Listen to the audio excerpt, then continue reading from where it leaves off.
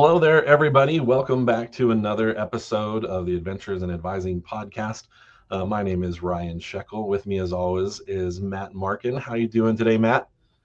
Doing well. We're recording this in late October. People are listening to this now in November, but we're just a couple days away from the NACADA annual conference. So now it's kind of the get everything done before we leave kind of time frame. How about you?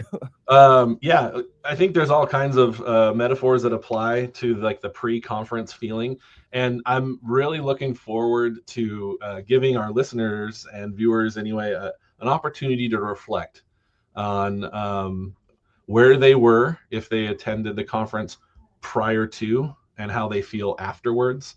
I'm trying to remember the after conference feeling, of just being so filled with everything and all the ideas that I want to see put into play, as opposed to the stress that I'm feeling about, like, I don't even know how to pack for this, and all those pre-conference feelings. It's a funny little thing that we do that I think is worth being reflective of and considering in that. And, we also have a chance to conference in other ways.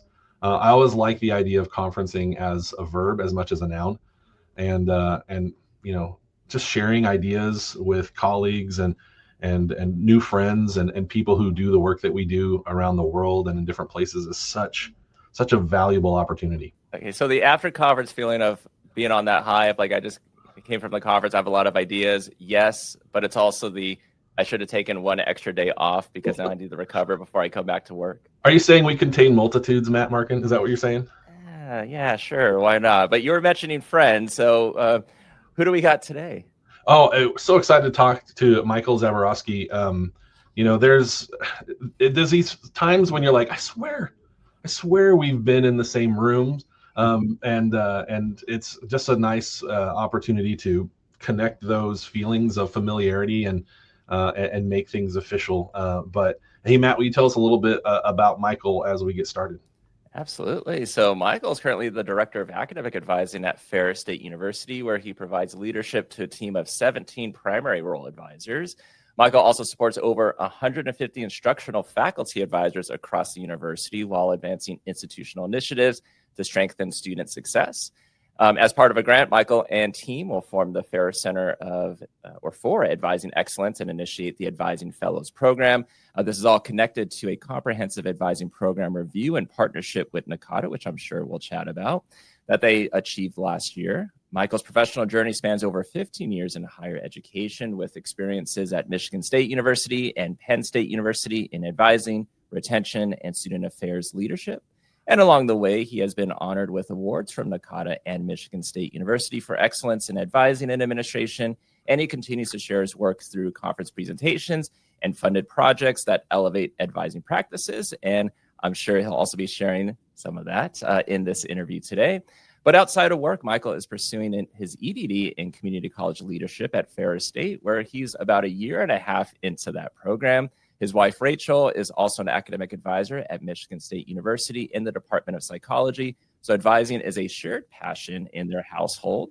Ryan, I think you can relate to that. Together, they are raising two wonderful children, Hope, 6, and Emmett, 4, who keeps life full of energy and perspective, especially Emmett, who bravely manages epilepsy and reminds them daily of resilience and joy. When not focused on advising or doctoral studies, Michael loves spending time with his family and finding opportunities to travel. Recent adventures have taken them to Tennessee, with Disney World on the horizon this winter and hopes of exploring Yellowstone next summer. He's also a huge Star Wars fan, a devotee to Back to the Future movies, and someone who enjoys attending Comic Cons whenever possible. These outlets help him stay grounded, inspired, and connected, qualities that also shape his approach to advising and leadership as well. Michael, welcome. Welcome, Michael. I've often thought that people might get the idea that the way to get on the podcast is to have an X-Wing in their background. Well, I'll take that. Thank you both so much for having me. I'm so excited to be here. Yeah, well, of course, Matt read your formal bio and so many things to talk about in our conversation today. But what we like asking our guests, especially the first time they're on the podcast, is just to share, their journey in higher education, what essentially is their origin story. So tell us a little bit more about you. Yeah, so I'll take you all the way back to Michael Zaborowski in high school, 2003. I wasn't a well-motivated student when I was in high school. I finished high school with a 2.5. And so my first venture into college was Washtenaw Community College in Ann Arbor.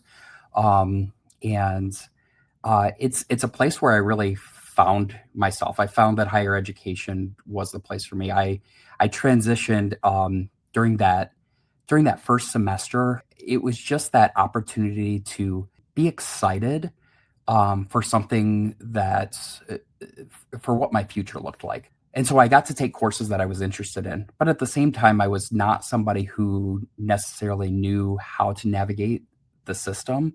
And so I often tell students that I was, maybe humble enough during that time to say, okay, I need to seek out support. And so right away, I remember one of the first things I did, not knowing what an academic advisor was, but saying, I need to meet with somebody who can help me look at my courses and kind of navigate that process.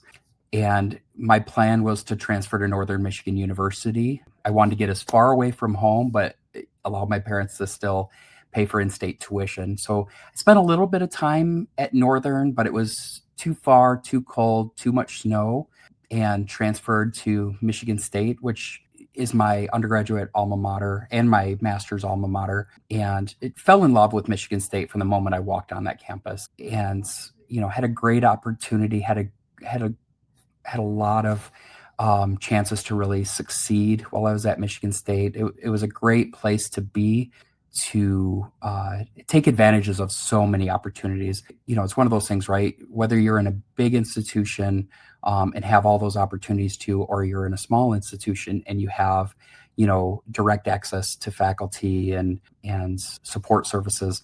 I'm very much one of those people that buys into, like, you need to find the place that fits you best. So, I finished my undergraduate at Michigan State.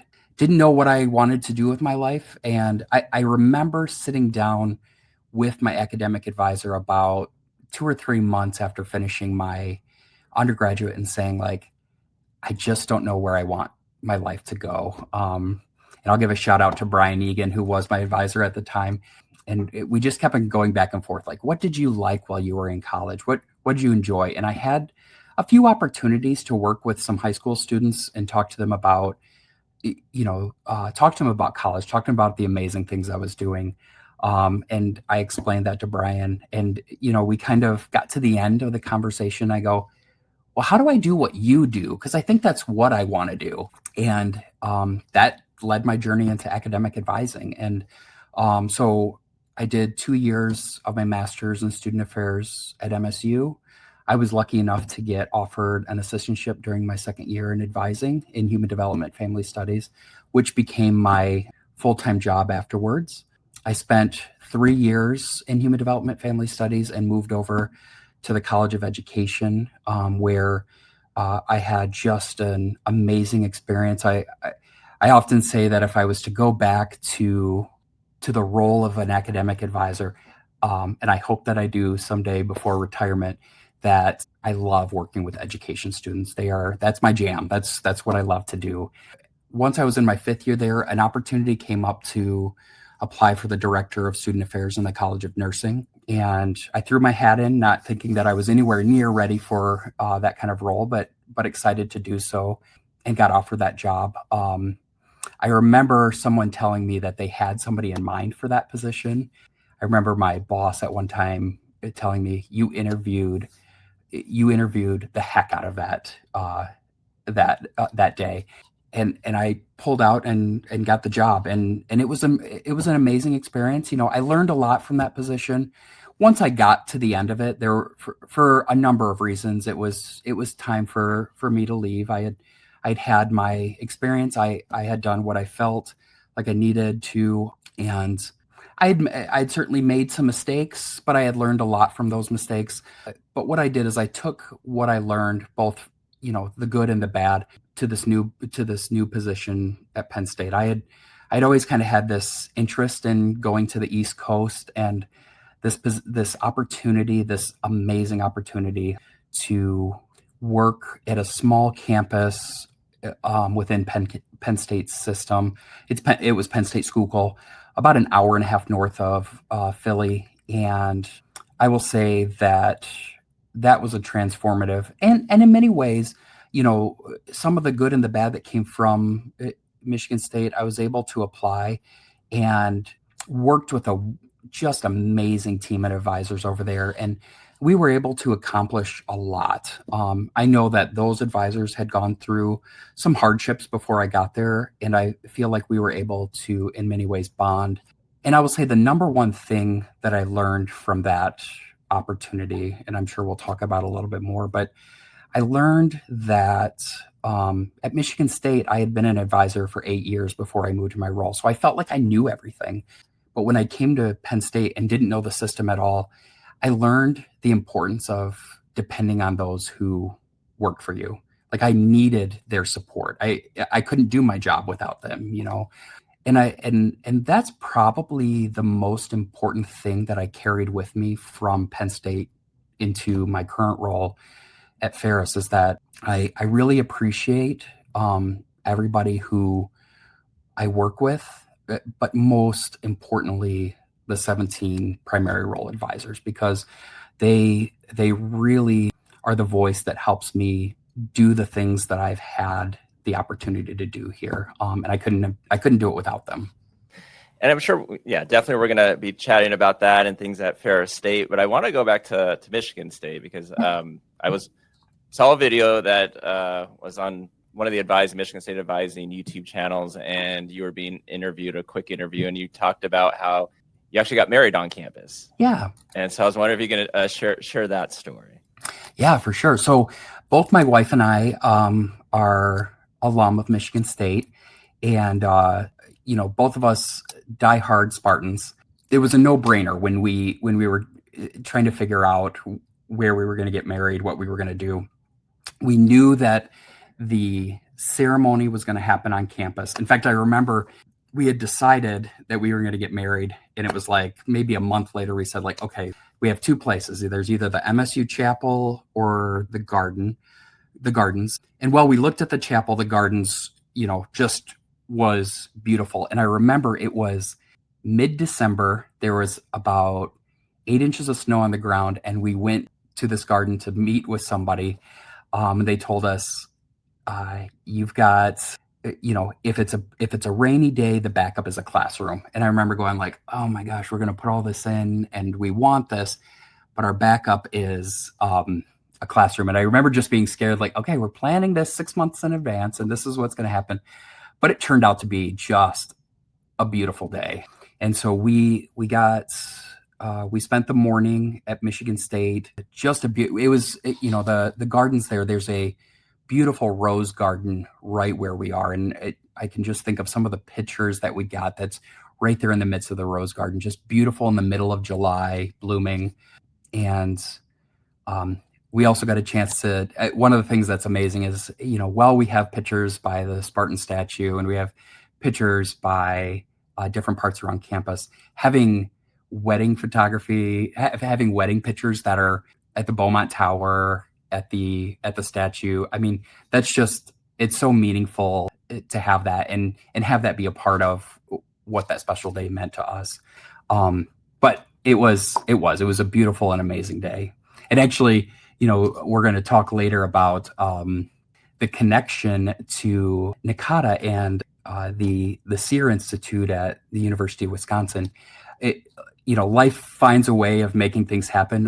One of my good friends, Lucas Hill, will actually be the consultant we're working with at the University of Wisconsin. He was in my wedding that day. So it's funny how life finds those ways, right?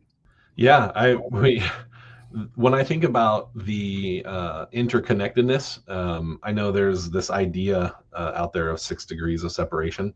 Mm-hmm. And I recently watched a Veritasium video about that concept and like how did it come to exist.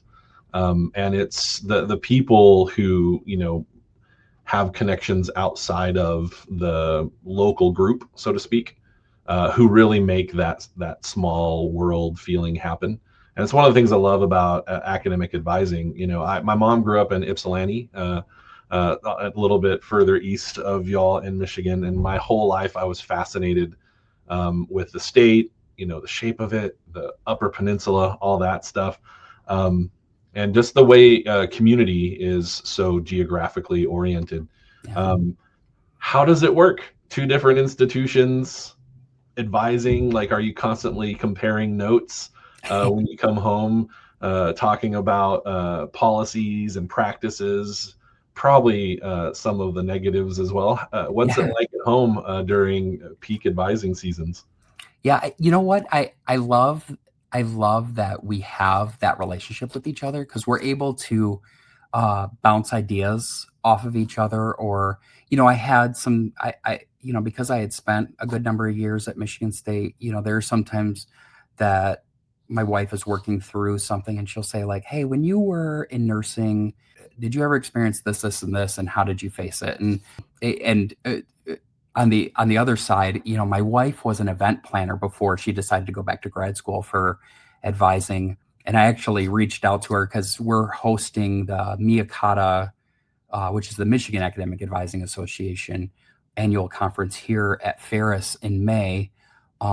And so given that experience with my wife, I was like, I'm not good at this, and you are. Will you please be on my planning committee? So she was, we're still working through that with her supervisor, but I have a feeling that she'll be able to join, and that will be those are the ways that we're able to support each other, not just as parents, not as just husband and wife, but as two professionals who do similar work in the same household. Yeah. Just kind of transition into maybe more with Ferris State. So, you provide leadership to 17 primary role advisors, but you're also supporting 150 instructional faculty advisors. So how does that all work?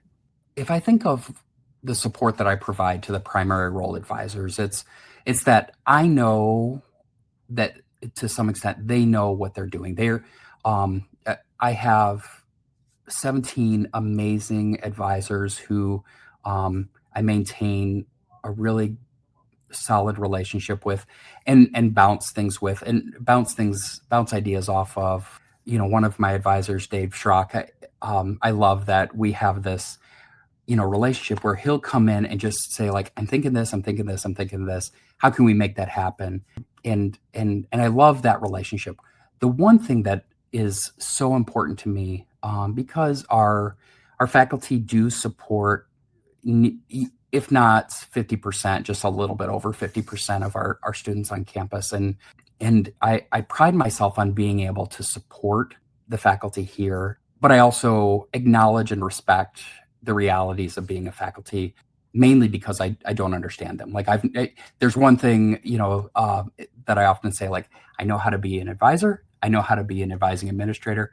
I've never been a faculty advisor. So I respect the fact that they have a different reality than I do. I've taken the opportunity and to build personal relationships with the faculty to understand what their experiences look like. So I've met with the chairs, our faculty advisors, and try to, maintain some kind of regular communication with them so that they feel that they understand, what advising looks like at Ferris, but also understanding how I can best support them, in their roles. And beyond that, I try to use, one of the big things that I try to use is make sure that they have data related to advising to help support their role. And so we just recently, in November of last year, did, the first assessment of advising that included student feedback. So I'm currently in the process of creating a report for each college that will give them some feedback on what are students experiencing, what do students want, and so on and so forth. So that, and using some of that even to help develop professional development that's tailored to what the students' needs are in campus. I also work to try to frame advising as an extension of their role as an instructor. So, that I'm thinking like positioning advising within what strengths they already have, what type of, what philosophy that they use for their instruction that can be tied in directly to the work they do as an instructor. And so that's how especially the faculty, because again, like I said, it's that piece that I really care about what their experiences are and what the experience their students are having with them.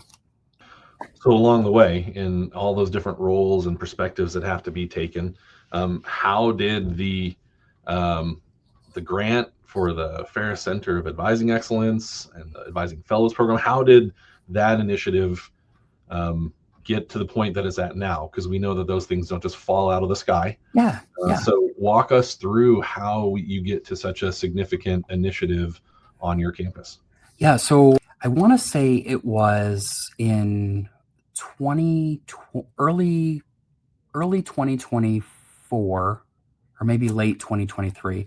The state had issued a number of college student success grants through a new initiative that our state's governor, Gretchen Whitmer, had put into place. And the first thing that we did, and I had mentioned to my boss, Dean Jason Bentley, that it would be nice if we could do some kind of assessment or do some kind of study of advising on campus, because just to get a perspective of what it looks like from a 30,000 foot piece, because everybody lives within their office and they see the world from the connections that they have, but putting that all together is a tough thing when you're just living within your own reality. And one of the grants that was offered was called a Quick Start grant. And the idea behind the Quick Start grant was to say, we're going to offer $75,000 up to $75,000 for institutions to do some sort of study of needs on campus. And so this fit in perfectly. And so my boss said, hey, this sounds exactly like what you were talking about. I'm going to throw this in your corner, write the grant, work with our grants office on campus. And so we put together a grant and for that, a grant proposal for that, and we got it. And so that started in September of 24. So September of 24, 2 consultants from NACADA came in for 2 days and interviewed advisors, faculty, administrators, students, so on and so forth, partners across campus to learn, what did the connections look like? What's the good, the bad, and the ugly of Ferris State advising? And so we, which was a tremendous opportunity. I feel like people were so engaged with that, the advisors especially, but the administrators and the faculty. And one of the things that we found is that the advisors and the faculty felt a certain way and the administration felt a certain way that almost directly aligned, but it felt like there was some kind of tension that was longstanding that got in the way of both of them moving forward. This was a great way to say, hey, the administration supports and appreciates what you're doing. The advisors have a lot of great ideas to enhance what advising looks like. Let's put this together. And then part of that grant fund also supported the outcomes-based assessment that we did in November. We took all that data. NACADA came back in April of this year, went over everything, and kind of gave us a place to move forward. In the midst of all that, we used that data to apply for another one of these state grants called, it's an Accelerate grant. So the idea was to say, now we have all this information that NACADA has given us, and they've given some recommendation. And it was kind of here's a 5-year plan. The Accelerate was the idea to say, like, hey, can we take this 5-year grant with some financial support and get this done in 3 years? And so that's what we're working through now is we received about a little under $500,000 to enhance professional development and onboarding of our advisors, to work towards a cohesive change management process. And that's where the SEER Institute is connected. So they're going to help us look at, okay, all these advisors as of July 1st of 2025 have formally moved under a Department of Advising. How do we best support everything that was before turning into what it is now? So, making sure that support for students is equitable, to make sure that we have a consistent advising experience for students, that some advisors have this experience, some have this experience, or they have this knowledge and this knowledge. It's about helping them, get to that place. And then finally, to develop a regular assessment plan. And the fellows are a huge part of that. So we talked about the fellows. The funding behind this gives support for both primary role advisors and faculty advisors to work together on giving input on how all of these processes are developed. Because to me, it shouldn't be Michael Zaborowski's plan.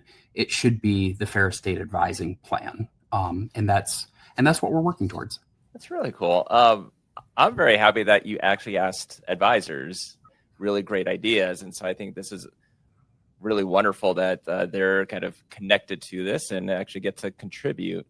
NACADA had posted on Facebook like a couple of months ago, and it was like literally like $500,000. And I was like, whoa, what is this? So with that funding, I mean, I know you're kind of mentioning that it's going to be used over the next few years, next 3 years. Do you kind of already have a plan of how that's going to be utilized over the 3 years and programming, or how that's going to go about? Yeah. So, there's definitely a significant chunk that is really working with NACADA to support the efforts that we're doing. So, connecting with the SEER Institute, connecting with Sean Bridgen, who is just an amazing colleague. And actually, one of the cool things that is coming out of this is the potential to create a change model for academic advising. And so we're looking at like, how can we use this as kind of a pilot for what change management looks like within academic advising. And so there's a great opportunity for us to do some research around this, write some publications, do some presentations. And I am beyond excited about that. Some of the fun, a big chunk of the funds is going to go towards, providing financial support to the fellows so that they feel invested in doing the work, that it's not just another committee or something that they're sitting on, that they really, feel invested in doing the work.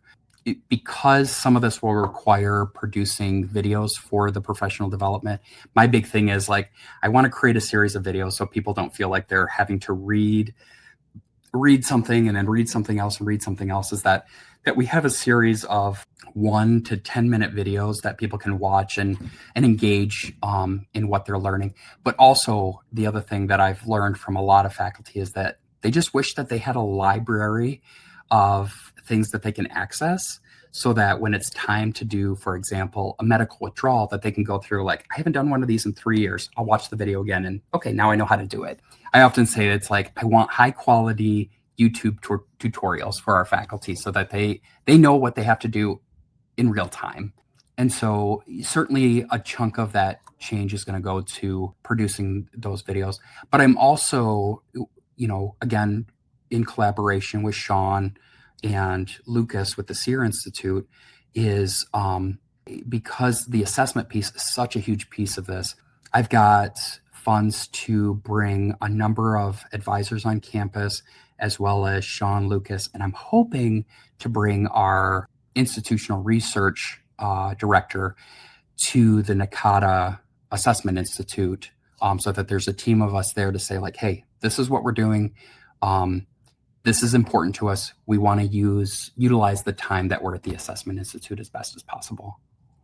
Yeah, I just want to pause and signpost for our listeners and viewers to kind of recap everything you just talked about.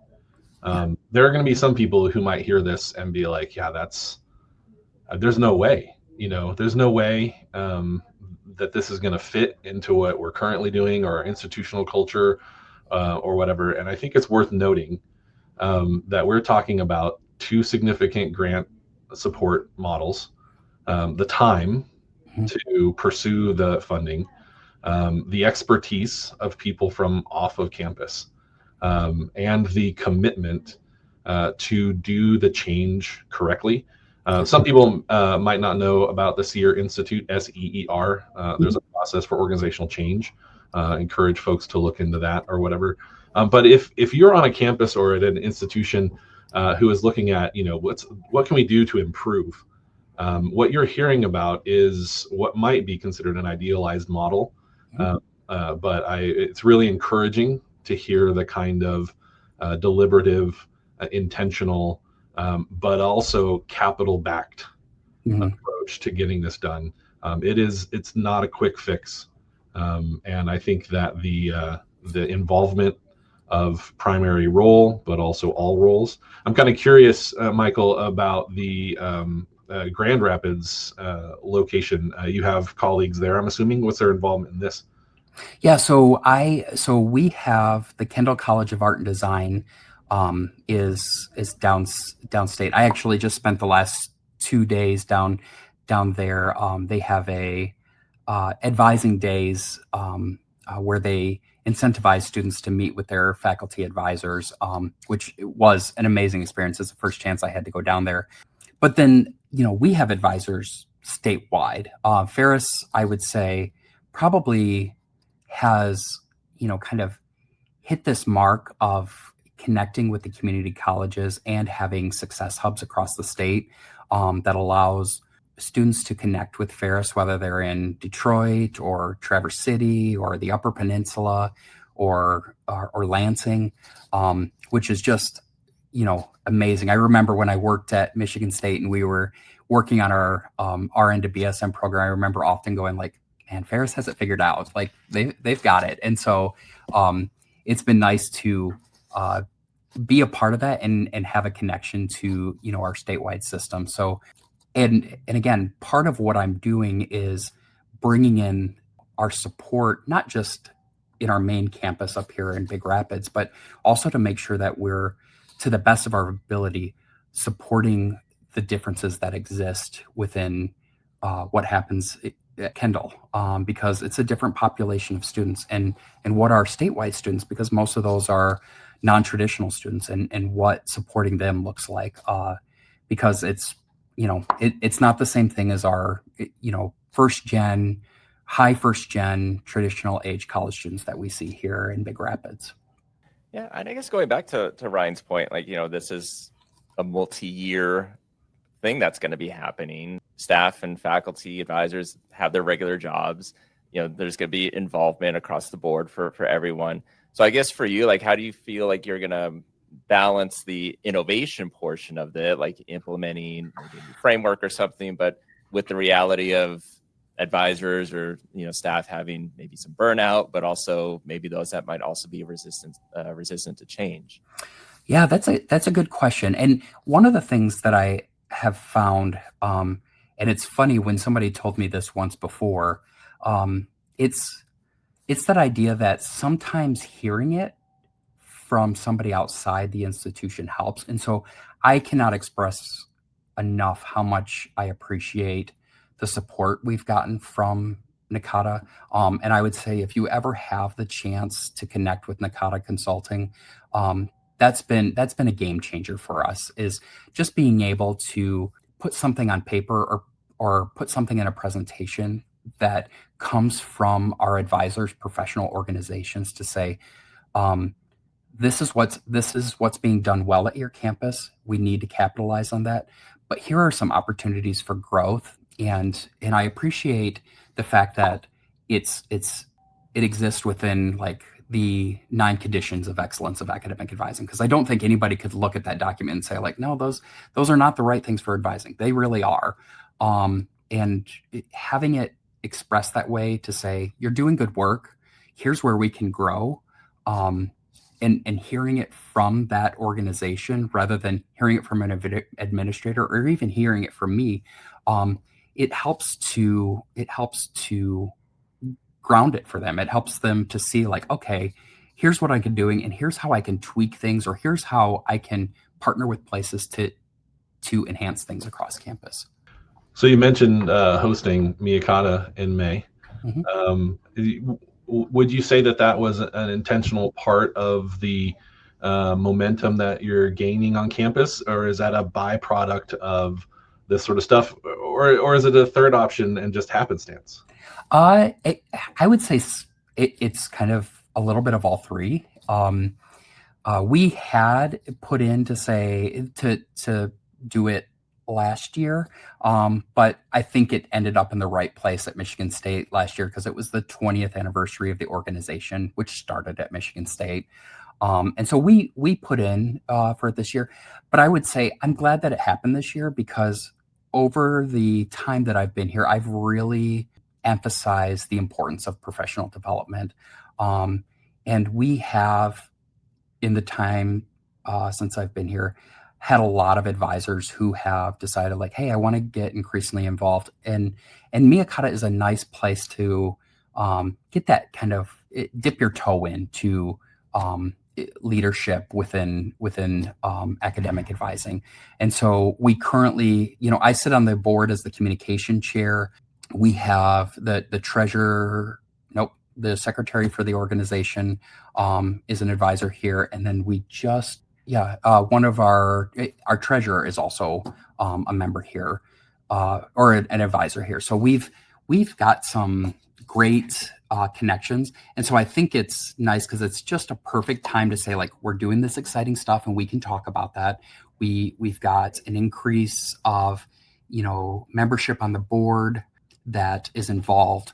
And also to help the advisors here get excited about what NACADA is. And I'm hoping that by bringing it here, we can also engage some of our faculty in the organization because it's $20 to join the organization. It's not a big cost for the conference itself. And so it's a nice professional development day while faculty are still here on campus before their 9-month contract ends and they go into the summer. So I'm really hoping that we can engage some faculty as well. Hey, Michael, how's the EDD program going? I mean, you're a year and a half into it.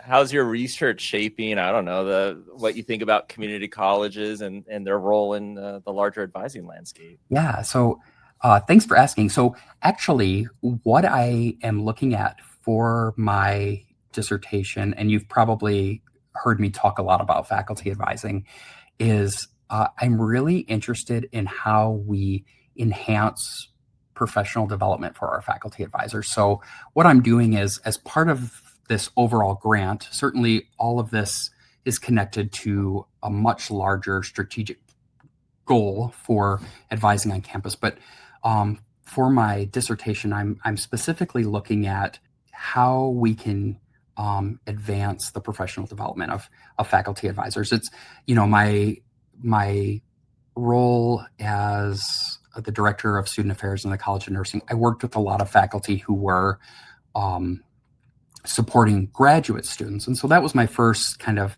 touch of like, how do I support faculty who have not formally advised before? When I moved to Penn State, we had 3 primary role advisors, but we had about, 40 faculty advisors. And so I spent a lot of time thinking like, how do I best support these? And there were a lot of lessons I learned there. And I think if I'd spent a little bit more time there, I probably would have put something together a little bit more strategic. But coming here, I think the big part was saying like, okay, this is a lot. There's a lot of faculty on campus. And so, I said, and they expressed to me very early on, like, there's things I know, there's things I don't know, there's things I wish I knew, and so I've put a lot of emphasis on, okay, how can I support them to learn, navigate and work with our Navigate administrator to put on, different types of professional development. But I think the big part of it is learning, like, here's all the things that we try to do wrong, right? We cannot just put on a in-person professional development and expect the expect the faculty to show up because they have classes at all different times. And so that's what led me to say, like, I like this idea of creating flexible advising experiences and looking at ways that we can incentivize advising professional development. So, what's really nice about Ferris is that advising is a piece of their tenure. And so one of the things I'm looking at is, can I create a certificate, for our faculty and primary role advisors, that once they complete a series of modules or complete a series of professional development, to say, like, you have this academic advising certificate.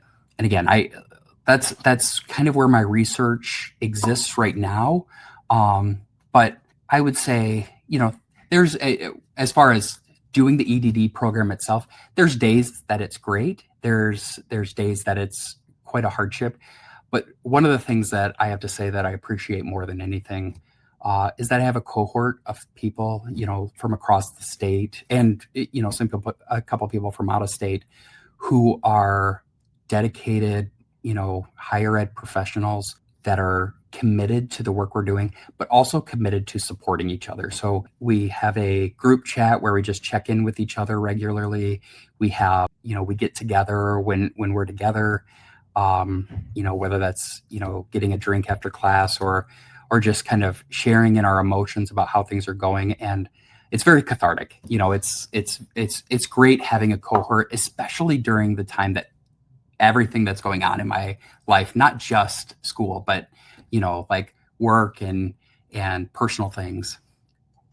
Yeah, work and the personal things, that balance. You're right. It's so nice to have someone that you can just be alongside. And in the communities of practice framework, they call that legitimate peripheral participation, that you can be invited next to someone who is doing the thing you want to be doing. And exactly, your participation, while maybe not full because you're not doing the exact same thing, is still legitimate. It's still made real and recognized. And that is super nice. I had a fraternity brother from undergrad visit for homecoming weekend before last. And I heard myself saying, I miss the classroom. He was he's finishing up his PhD program. And I was like, I don't miss the assignments, whatever. I miss the group of people. Yes. At times. Just, we're going to talk about this. And that's one of the things I love about this podcast and about professional development opportunities and advising.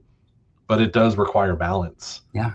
And as we're moving through this conversation, your bio, you shared a lot of the things that helps you find balance, helps you find maybe what might help with the full head part and give a little bit more full heart part. So tell us about your family and travel and the things that you just have around that help balance out all this stuff that's going on professionally.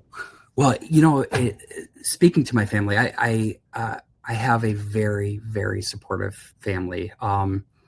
That my wife is just an amazing human being.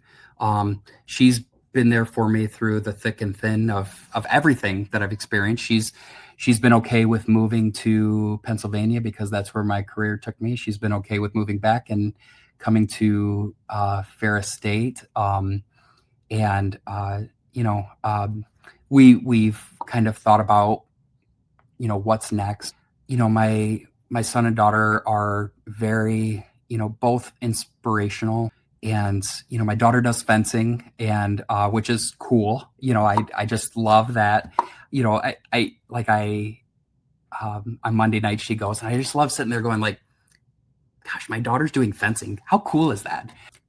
Whereas my son, especially with him having epilepsy, I think to myself, I was just talking to somebody this morning.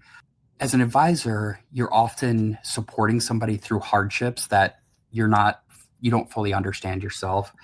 And I think to myself, like, my experience with my son and what he's done for me as far as giving me perspective and empathy, understanding the value of, advocacy and voice and the importance of having a strong community. We've connected recently with the Michigan Epilepsy Foundation, which has been amazing. But I think I have a different perspective of, like, the things I have said to students that I didn't truly understand that I was saying to them and why they were important until I was facing similar hardships. And I think that's important for how, not just how I am as a father, how I am as a husband, but how I am best supporting, the advisors that I work with and the students, the students that come into my office. So as we wrap up, Star Wars, Back to the Future. Yeah. Kids' names, Hope, Emmett. Yep. I'm assuming there's a connection there. Yeah. So, it's funny. I remember when, when my wife first told me that, hey, we're pregnant. I was going through I was going like, all right, here's the boy names I want. Here's the girl names I want. And, I had the traditional, like, okay, Leia, Luke, Ezra, so on and so forth. And she's the one that came back and said, like, okay, I don't want anything that intentional. And so she came back, she goes, what about Hope? Like, it connects to Star Wars, but it's also this name. And I locked it in. I said, yep, Hope, let's do it. And I even made a video like, okay, it's going to be Hope and all this. And so I remember my wife said, like, it took me about a week to buy in that was her name, that was the right name. And Emmett, my wife had, we were kind of shooting ideas back and forth. And my wife said, well, what about Emmett? And I said, I don't know. And then I think I had pulled up something Back to the Future and I was like, Dr. Emmett Brown. I was like, yes, Emmett's going to work and I'm going to lock that in. And so I was like, yes. And so yes, there's a huge, Star Wars Back to the Future connection there, that I've tried to be, not so intentional that it looks like I'm, that super fan, but like also that I can tell this story. Right. And so I have a lot of fun talking about that. And, if you saw my office, unfortunately you can't see the cubes in front of me, but I've got just about everything pop culture from the 80s that you can possibly have. And so I'm a huge fan of pop culture and again, the Comic-Cons and things like that. And even my truck, when I moved back to Michigan, I was like, I'm going to get a vanity plate. So my favorite character in Star Wars is Obi-Wan Kenobi because I feel like he is an advisor at his core. And so my license plate says Obi-Wan. Nice. Yeah. Third Back to the Future movie, where do you rate that of the three? Third Back to the Future, I would say number 2 is my number 1. Number 1 is my number 2, and number 3 is my number 3. I love the Western theme, but like I just love the idea of like what the future would look like from an 80s perspective. Well, Michael Z, as Sean Bridger would call you, thank you so much for being on the podcast today. This was a great conversation, a lot of great information, and always love talking pop culture. Thank you so much. Good talking to you, Michael.